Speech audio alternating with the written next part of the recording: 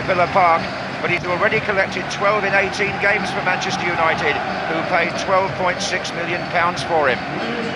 It cost Villa less than half of that to buy Dion Dublin, who scored 7 times in 4 games for them, and who also faces an old club today. He started only 4 league games in his 2 seasons with United, owing to a broken leg, but he did play in an FA Cup semi-final the year they first won the double. Well, the double D is partnered up front today by the double J. Julian Joachim scored twice when Villa came back from 2 goals down at Nottingham Forest last week, so they start with the team that finished that match. Stan Collymore is suspended, Paul Merson has a back complaint, Mark Bosnich misses his 10th game with a shoulder injury. He had keyhole surgery today, so Michael Oakes could be in goal now until the new year. Well, having rested a number of players at Tottenham on Wednesday, Manchester United field a more familiar lineup today. With Bayern Munich looming this coming Wednesday, Alec Ferguson had many options. In fact, Giggs, Butt, Sheringham and Johnson are all on the bench. Solskjaer, Phil Neville and Henningberg not even in the 16. And the United manager starts life without Brian Kidd, his touchline companion for the last 7 years. That means promotion today anyway for reserve team coach Jim Ryan, who spent 7 years at Old Trafford himself as a player in the 60s before joining Luton Town. That's a huge kick by Peter Schmeichel, headed back by Southgate. This is Wes Brown to Keane, on to Cole. Andy Cole quoted in this morning's press as saying it's calypso football that he and Dwight Yorke are playing now. Dublin's header, Joachim, Julian Joachim for Villa. Well, Dennis Irwin will bring the ball away, but it was Gary Neville who got caught very nearly by Joachim. He was close to being right in there for Villa. Gary Neville here is the defender, but Joachim, well, didn't quite get the contact on the ball. Neville relieved. Good ball by Watson. Here's Joachim to Thompson. Barry joins the attack. Wright is outside him if he needs him. In it goes to Taylor and then to Thompson. Oh, that was blocked by Roy Keane. It's a corner. Thompson really middled that with his left foot. Surely! Taylor, surely still! No, it's not then either. And Manchester United survive, and Villa know that's a wonderful opportunity that's passed them by.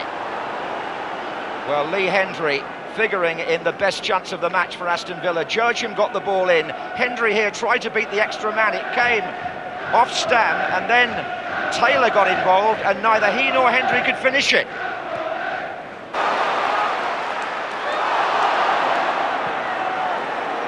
So close at the other end this time.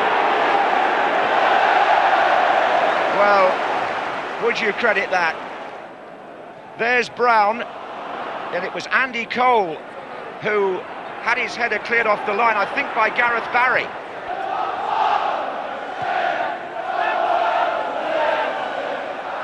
Here's Gary Neville.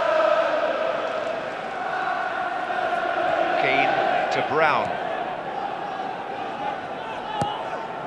That's a good-looking ball by Wes Brown. It's Andy Cole behind the defence. Giggs is coming racing in from the far side. Yorke is further back. Goalkeeper gets a hand. Giggs left it for Scholes. Oh, at the start of the second half, it's Paul Scholes for Manchester United. And their supporters behind that goal in raptures here. The 2nd minute of the second half. And Manchester United breached the Villa defence, and a great ball to start it by Wes Brown. He put Cole away down the right-hand side. Giggs was coming in from the left, and Dwight Yorke was there as well. It's a palm here by Oakes, which diverts the ball. Giggs leaves it, and Paul Scholes fires it in. I bet he wishes he'd done that when England played Argentina when he was in that position. This is a fine finish by Scholes.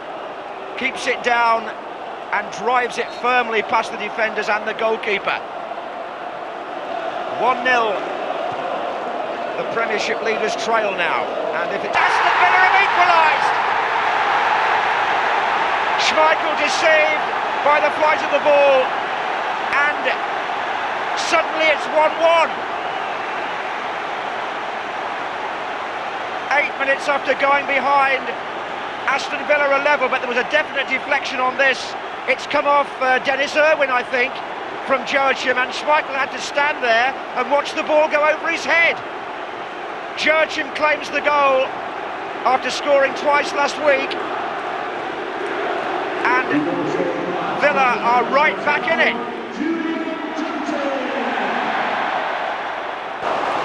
Well, after the shock of the first one, I think there were people in the ground waiting to see the goal net bulge again there.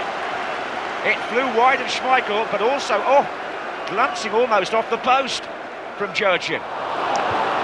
Post! And Schmeichel never moved then either. Oh, that's so close for Villa. Alan Thompson with that trusty left foot, and look at the goalkeeper, he's only a spectator as that comes back off the post. Alec Ferguson and Jimmy Ryan, they may feel that a draw here would be, in a sense, a better result for them than it would be for Villa, although Villa would stay top. That's it, Stam, and Schmeichel furious again. Well, the defender's job is to block the ball if they can, and that's what Stam did. And I think it was more about the space they were allowing Dublin that Schmeichel was furious over. It's a corner. Watson's in there this time. Schmeichel comes, doesn't get there. There's a few heart-in-the-mouth moments in that penalty area for the goalkeeper. He takes on Stam. Flags up. Must have been somebody offside there. Alan Thompson has already hit the post. As Aston Villa attempt to find a winning goal, but it's not out of the question for Manchester United either. This is Keane.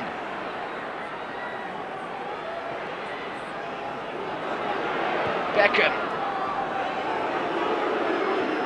And now Wes Brown. Not a bad ball either. Giggs is there. Keane. Scholes! Good save by Oakes. To put fire extinguishers on the pitch to cool it down after that second half. It was incessant action. Paul Scholes, who ignited it really with a goal just after half-time, and then the equaliser, Julian Joachim, with a shot that spooned up over Schmeichel. And so at the end of it all, Aston Villa remain 1 point ahead of Manchester United. I suspect Alec Ferguson, in the light of all the other commitments at the moment, won't be displeased today, and nor really should John Gregory be. They both gave it everything, the two sides here, and it finishes to warm applause around the ground, and Dwight Yorke's revisit to Villa Park ends all square. Aston Villa 1, Manchester United